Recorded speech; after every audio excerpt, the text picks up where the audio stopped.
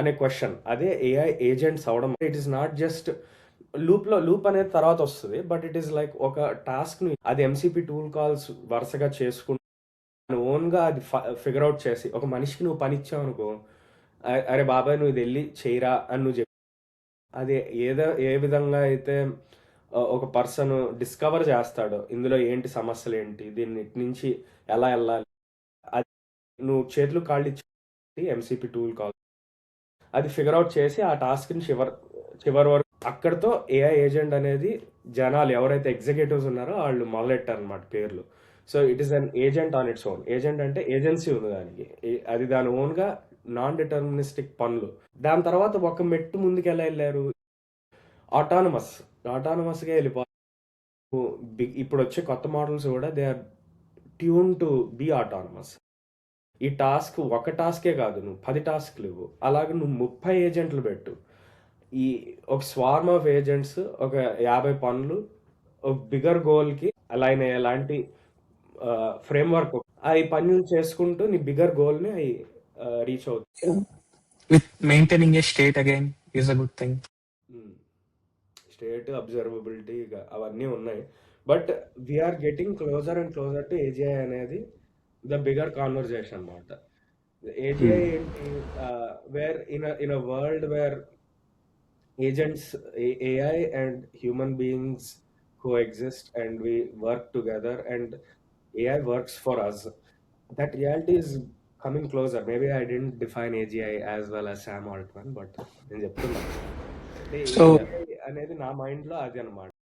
కాదు, ఏజిఐ అనేది differs from people to people. We in coding background మనం we are feeling that మనం చేసే పని it's kind of doing it almost there.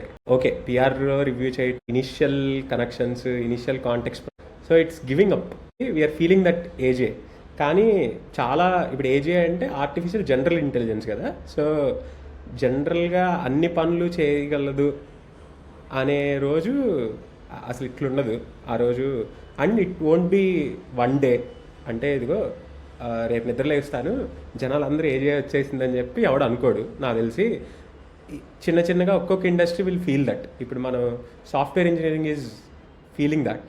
So అట్లా it will end of the day ఇప్పుడు ఏంటి వాళ్ళ ట్రైనింగ్ అనేది దే ఆర్ టార్గెటింగ్. ఇప్పుడు నువ్వు చూస్తే ఎవడు ఏ ఫీల్డ్ని టార్గెట్ చేస్తున్నాడో ఆ మోడల్స్ అక్కడ బాగా పనిచేస్తున్నాయి. ఇప్పుడు క్లాడ్ వాడు ఎందుకు కోడింగ్లో బాగున్నాయి అంటే end of the targeted this first.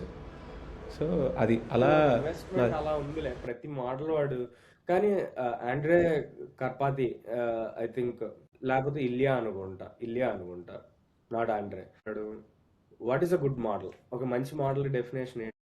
ఇప్పుడు కోడింగ్కి మంచి యూజ్ ఉంది, సరే మనం కోడింగ్ మీద మాత్రమే ప్రపంచంలో ఉన్న అన్నిటి కోడ్ అది ఎలా అయినా ఫ్రంటియర్ మోడల్స్, ఇంకా నువ్వు కోడ్ మీద ఇక రుద్దేసేద్దాం. వచ్చే కొత్త మోడల్స్ అన్ని ఓన్లీ కోడ్ మీద, ఇంకెందుకు ఈ జనరల్ వరల్డ్ నాలెడ్జ్ కాదురా. కోడ్ మీద పెట్టామనుకో, నువ్వు చెప్తుంటే 2 persons తీసుకో. పర్సన్ ఏ చిన్నప్పటి నుంచి ఆ పర్సన్కి ఏం చేస్తావు అంటే నువ్వు